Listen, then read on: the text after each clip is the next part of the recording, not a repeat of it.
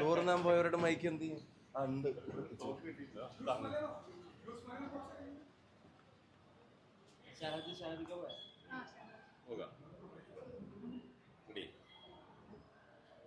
ഇല്ല, 18ന്റെ സംവിധാനം എവിടെ? ആണ്.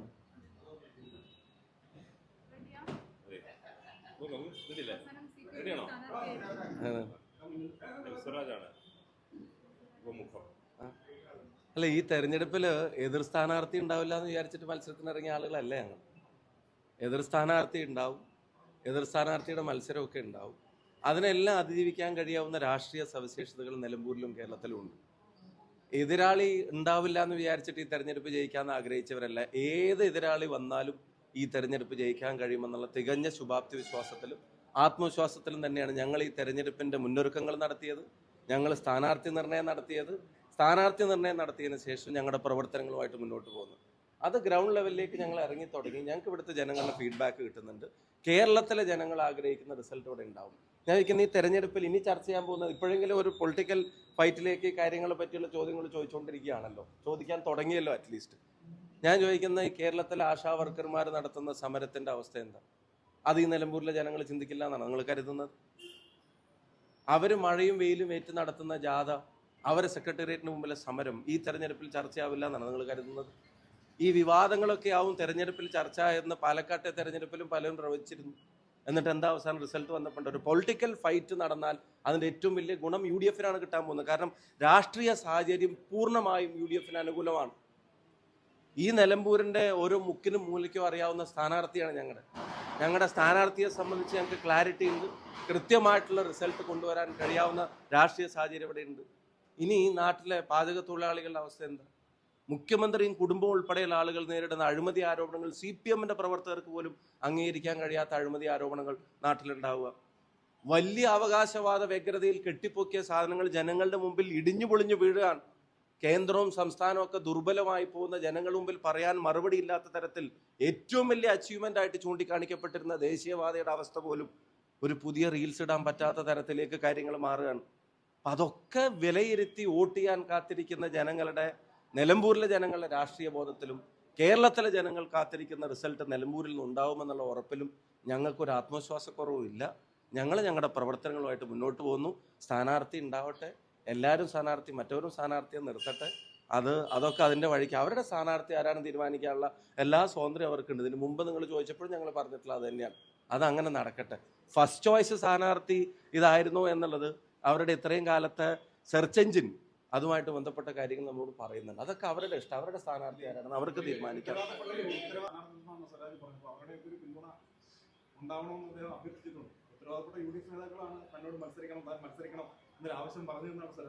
ഇപ്പം പിന്നെ പാലക്കാട് മത്സരിച്ചപ്പോൾ സരിൻ്റെ അവകാശവാദങ്ങളൊക്കെ ഇതിനേക്കാളും വലിയ അപ്പുറത്തായിരുന്നു. മൊത്തം UDF അങ്ങോട്ടേക്ക് പോകണമെന്ന് നിങ്ങളുൾപ്പെടെ വാർത്ത കൊടുത്തു.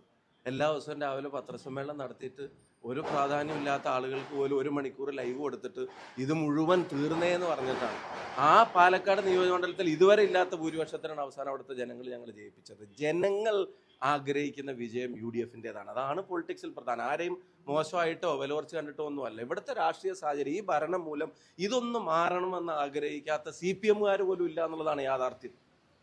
അത് ഏറ്റവും കൂടുതൽ പ്രതിഫലിക്കുന്ന ഒരു തെരഞ്ഞെടുപ്പായിരിക്കും നിലമ്പൂരിൽ ഉണ്ടാവാൻ പോകുന്നത്.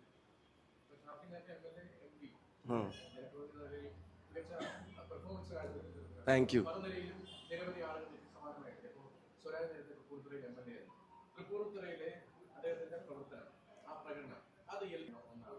അല്ല, അതും തൃപ്പൂണിത്തറയിൽ തന്നെ ഉയർത്തി കാണിക്കാൻ കഴിഞ്ഞു എന്നുള്ളതാണ്. അതൊക്കെ അവരെന്താണോ ഉയർത്തി കാണിക്കേണ്ടതെന്നൊക്കെ അവർ ഉയർത്തി കാണിച്ചോട്ടെ. തൃപ്പൂണിത്തറയിൽ പിന്നെ അദ്ദേഹം മത്സരിച്ചല്ലോ. അതൊക്കെ അവരുടെ രാഷ്ട്രീയം എന്തായിരിക്കും, അവരെന്താണോ ഉയർത്തി കാണിക്കുന്നതൊക്കെ അവർ തീരുമാനിച്ചോട്ടെ.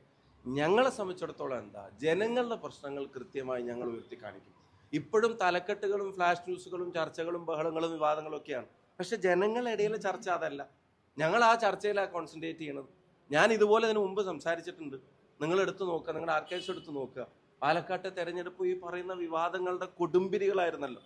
പക്ഷെ അത് കൊടുമ്പിരി കൊള്ളുമ്പോഴും ജനങ്ങൾക്കിടയിൽ യഥാർത്ഥ ചർച്ച എന്താ, ആ ചർച്ചയിലേക്ക് കാര്യങ്ങൾ നീക്കാൻ ഞങ്ങൾക്ക് പറ്റും. അതാണ് നിലവിലെ പൊളിറ്റിക്കൽ സിറ്റുവേഷൻ. ഇതൊരു പൊളിറ്റിക്കൽ ഫൈറ്റ് ആണ്. And we are going to win this for sure.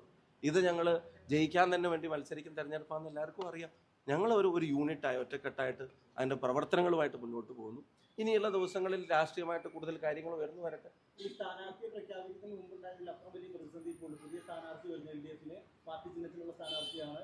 ഒപ്പം തന്നെ അൻവറുമായി ബന്ധപ്പെട്ട പ്രശ്നങ്ങൾ പരിഹരിക്കാൻ കഴിയാതെ മുന്നോട്ട് പോകുന്നു. നിലവിൽ സ്ഥാനാർത്ഥിയെ പ്രഖ്യാപിക്കുമ്പോഴുണ്ടാകുന്ന സിറ്റുവേഷൻ ആണോ UDF-ന് ഇപ്പോൾ കൂടുതൽ പ്രതിസന്ധിയല്ലേ? അതെങ്ങനെ ഞങ്ങൾക്ക് പ്രതിസന്ധി ആവുന്നത്? ഞങ്ങളിപ്പോൾ ആ ഘടകങ്ങളൊക്കെ പരിശോധിച്ചിട്ട് അതൊക്കെ ആലോചിച്ചിട്ട് ഞങ്ങളുടെ സ്ഥാനാർത്ഥി നിർണയം പോലും നീട്ടിക്കൊണ്ടുപോയിട്ടില്ലല്ലോ. ഞങ്ങൾ കോൺഫിഡൻ്റ് ആയിരുന്നു സ്ഥാനാർത്ഥിയെ നിർണ്ണയിക്കാൻ, അതിൻ്റെ പ്രവർത്തനങ്ങളുമായിട്ട് മുന്നോട്ട് പോകാൻ. പിന്നെ എതിരാളി സ്ഥാനാർത്ഥിയെ പ്രഖ്യാപിക്കും എന്ന് പറഞ്ഞ തെരഞ്ഞെടുപ്പിൽ ആരെങ്കിലും വീട്ടിലിരിക്കുമോ? എതിരാളി സ്ഥാനാർത്ഥിയെ പ്രഖ്യാപിക്കില്ല എന്ന് വിചാരിച്ചിട്ടാണോ തെരഞ്ഞെടുപ്പ്? പിന്നെ തെരഞ്ഞെടുപ്പ് വേണ്ടല്ലോ.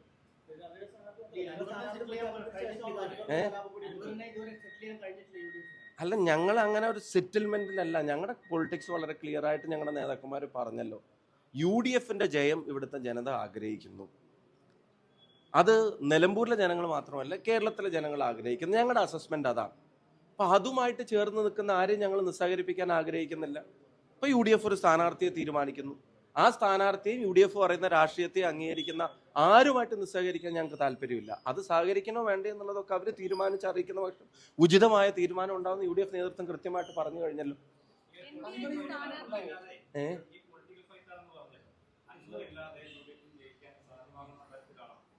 അല്ല, ജയം തോൽവിയും ജനങ്ങളല്ലേ തീരുമാനിക്കുന്നത്. ആ ജനങ്ങൾ ഞങ്ങൾക്ക് അനുകൂലമാണ് എന്നുള്ള തിരിച്ചറിവ് ഞങ്ങൾക്ക് ഗ്രൗണ്ടിൽ നിന്ന് കിട്ടുന്നുണ്ട്. അതാണ് സാഹചര്യം. അപ്പൊ ആ ജനങ്ങൾ ആഗ്രഹിക്കുന്ന തരത്തിൽ എല്ലാവരും നിലപാടെടുക്കണമെന്നാണ് ഞങ്ങളുടെ ആഗ്രഹം. UDF-ന്റെ ജയം ജനങ്ങൾ ആഗ്രഹിക്കുന്നു. ഇപ്പൊ ഈ നിലമ്പൂരിൽ തന്നെ ഇപ്പൊ വന്യമൃഗ ആക്രമണങ്ങളുടെ കാര്യം ഒരു എക്സാമ്പിൾ ഞാൻ എടുക്കും. നിങ്ങൾ ഈ പറയുന്ന സിറ്റുവേഷൻ പറയുന്നുണ്ടല്ലോ, സ്ഥാനാർത്ഥികൾ വന്നോട്ടെ, പക്ഷെ ജനങ്ങളുടെ മുമ്പിലുള്ള പ്രശ്നങ്ങൾ മാറുന്നുണ്ടോ? അതിനല്ലേ മാറ്റം വരേണ്ടത്. അത് മാറ്റം വരുത്തും എന്നുള്ള ഉറപ്പാ. ഇപ്പോൾ ഗവൺമെന്റിന്റെ കാലയളവ് കഴിയുന്നതിന്റെ തലേ ദിവസം എഴുന്നേറ്റിട്ട് വന്യമൃഗ ആക്രമണങ്ങളെ ചെറുക്കണമെന്ന് തോന്നൽ തുടങ്ങിയ നിലമ്പൂർ ഇലക്ഷൻ മുൻകൂട്ടി കണ്ടിട്ട് നടത്തുന്ന പ്രഖ്യാപനങ്ങൾ ഒഴികെ ഈ കഴിഞ്ഞ 9-10 വർഷം കൊണ്ട് എന്താ ചെയ്തെന്നുള്ള ചോദ്യം അത് പ്രസക്തമായിട്ട് നിൽക്കുകയല്ലേ. ഇവിടെ വലിയ ലാൻഡ് സ്ലൈഡ് ഉണ്ടായി, കവളപ്പാറയിൽ ഉൾപ്പെടെയുള്ള ദുരന്തങ്ങൾ ഉണ്ടായി.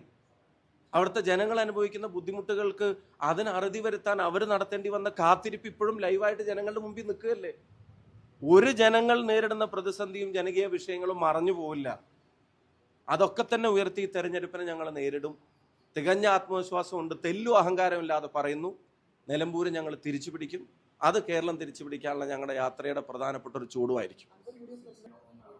അല്ല, അതും തൃപ്പൂണിത്തറയിൽ തന്നെ ഉയർത്തി കാണിക്കാൻ കഴിഞ്ഞു എന്നുള്ളതാണ്. അതൊക്കെ അവരെന്താണോ ഉയർത്തി കാണിക്കേണ്ടതെന്നൊക്കെ അവർ ഉയർത്തി കാണിച്ചോട്ടെ. തൃപ്പൂണിത്തറയിൽ പിന്നെ അദ്ദേഹം മത്സരിച്ചല്ലോ.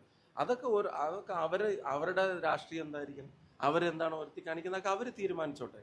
ഞങ്ങളെ സംബന്ധിച്ചിടത്തോളം എന്താ, ജനങ്ങളുടെ പ്രശ്നങ്ങൾ കൃത്യമായി ഞങ്ങൾ ഉയർത്തി കാണിക്കും.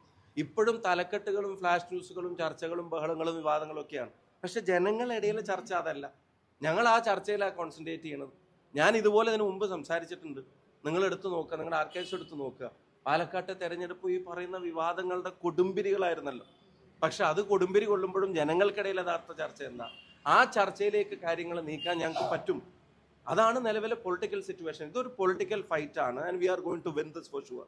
ഇത് ഞങ്ങൾ ജയിക്കാൻ തന്നെ വേണ്ടി മത്സരിക്കുന്ന തെരഞ്ഞെടുപ്പാണെന്ന് എല്ലാവർക്കും അറിയാം. ഞങ്ങൾ ഒരു യൂണിറ്റായി ഒറ്റക്കെട്ടായിട്ട് അതിൻ്റെ പ്രവർത്തനങ്ങളുമായിട്ട് മുന്നോട്ട് പോകുന്നു. ഇനിയുള്ള ദിവസങ്ങളിൽ രാഷ്ട്രീയമായിട്ട് കൂടുതൽ കാര്യങ്ങൾ ഉയർന്നു വരട്ടെ.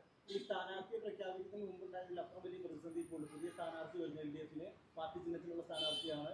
ഒപ്പം തന്നെ അൻവറുമായി ബന്ധപ്പെട്ട പ്രശ്നങ്ങൾ പരിഹരിക്കാൻ കഴിയാതെ മുന്നോട്ട് പോകുന്നു. നിലവിൽ സ്ഥാനാർത്ഥിയെ പ്രഖ്യാപിക്കുമ്പോഴുണ്ടാകുന്ന സിറ്റുവേഷൻ ആണോ UDF-ന് ഇപ്പോൾ കൂടുതൽ പ്രതിസന്ധിയല്ലേ? അതെങ്ങനെ ഞങ്ങൾക്ക് പ്രതിസന്ധി ആവുന്നത്? ഞങ്ങളിപ്പോൾ ആ ഘടകങ്ങളൊക്കെ പരിശോധിച്ചിട്ട് അതൊക്കെ ആലോചിച്ചിട്ട് ഞങ്ങളുടെ സ്ഥാനാർത്ഥി നിർണയം പോലും നീട്ടിക്കൊണ്ടുപോയിട്ടില്ലല്ലോ. ഞങ്ങൾ കോൺഫിഡൻ്റ് ആയിരുന്നു സ്ഥാനാർത്ഥിയെ നിർണ്ണയിക്കാൻ, അതിൻ്റെ പ്രവർത്തനങ്ങളുമായിട്ട് മുന്നോട്ട് പോകാൻ. പിന്നെ എതിരാളി സ്ഥാനാർത്ഥിയെ പ്രഖ്യാപിക്കും എന്ന് പറഞ്ഞ തെരഞ്ഞെടുപ്പിൽ ആരെങ്കിലും വീട്ടിലിരിക്കുമോ? എതിരാളി സ്ഥാനാർത്ഥിയെ പ്രഖ്യാപിക്കില്ല എന്ന് വിചാരിച്ചിട്ടാണോ തെരഞ്ഞെടുപ്പ്? പിന്നെ തെരഞ്ഞെടുപ്പ് വേണ്ടല്ലോ.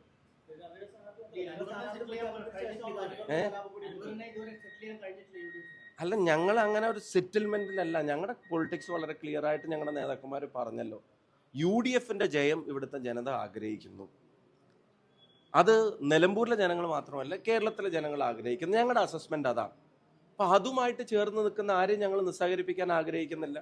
ഇപ്പൊ UDF ഒരു സ്ഥാനാർത്ഥിയെ തീരുമാനിക്കുന്നു.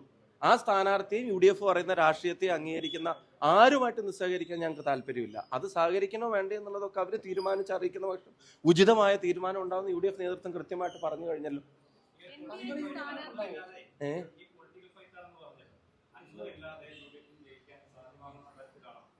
അല്ല, ജയം തോൽവിയും ജനങ്ങളല്ലേ തീരുമാനിക്കുന്നത്. ആ ജനങ്ങൾ ഞങ്ങൾക്ക് അനുകൂലമാണ് എന്നുള്ള തിരിച്ചറിവ് ഞങ്ങൾക്ക് ഗ്രൗണ്ടിൽ നിന്ന് കിട്ടുന്നുണ്ട്. അതാണ് സാഹചര്യം. അപ്പം ആ ജനങ്ങൾ ആഗ്രഹിക്കുന്ന തരത്തിൽ എല്ലാവരും നിലപാടെടുക്കണമെന്നാണ് ഞങ്ങളുടെ ആഗ്രഹം. UDFന്റെ ജയം ജനങ്ങൾ ആഗ്രഹിക്കുന്നു. ഇപ്പം ഈ നിലമ്പൂരിൽ തന്നെ ഇപ്പം വന്യമൃഗ ആക്രമണങ്ങളുടെ കാര്യം ഒരു എക്സാമ്പിൾ ഞാൻ എടുക്കും.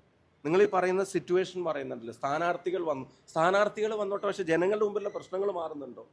അതിനല്ലേ മാറ്റം വരേണ്ടത്. അത് മാറ്റം വരുത്തുമെന്നുള്ള ഉറപ്പാണ്. ഇപ്പോൾ ഗവൺമെന്റിന്റെ കാലയളവ് കഴിയുന്നതിന്റെ തലേ ദിവസം എഴുന്നേറ്റിട്ട് വന്യമൃഗ ആക്രമണങ്ങളെ ചെറുക്കണമെന്ന് തോന്നൽ തുടങ്ങി നിലമ്പൂർ ഇലക്ഷൻ മുൻകൂട്ടി കണ്ടിട്ട് നടത്തുന്ന പ്രഖ്യാപനങ്ങൾ ഒഴികെ ഈ കഴിഞ്ഞ 9-10 വർഷം കൊണ്ട് എന്താ ചെയ്തെന്നുള്ള ചോദ്യം അത് പ്രസക്തമായിട്ട് നിൽക്കുകയല്ലേ.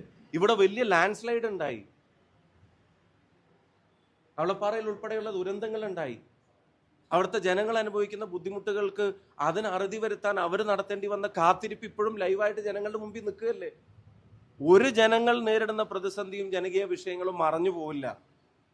അതൊക്കെ തന്നെ ഉയർത്തി ഈ തെരഞ്ഞെടുപ്പിനെ ഞങ്ങൾ നേരിടും. തികഞ്ഞ ആത്മവിശ്വാസമുണ്ട്. തെല്ലും അഹങ്കാരമില്ലാതെ പറയുന്നു, നിലമ്പൂര് ഞങ്ങൾ തിരിച്ചു പിടിക്കും. അത് കേരളം തിരിച്ചു പിടിക്കാനുള്ള ഞങ്ങളുടെ യാത്രയുടെ പ്രധാനപ്പെട്ട ഒരു ചൂടുമായിരിക്കും.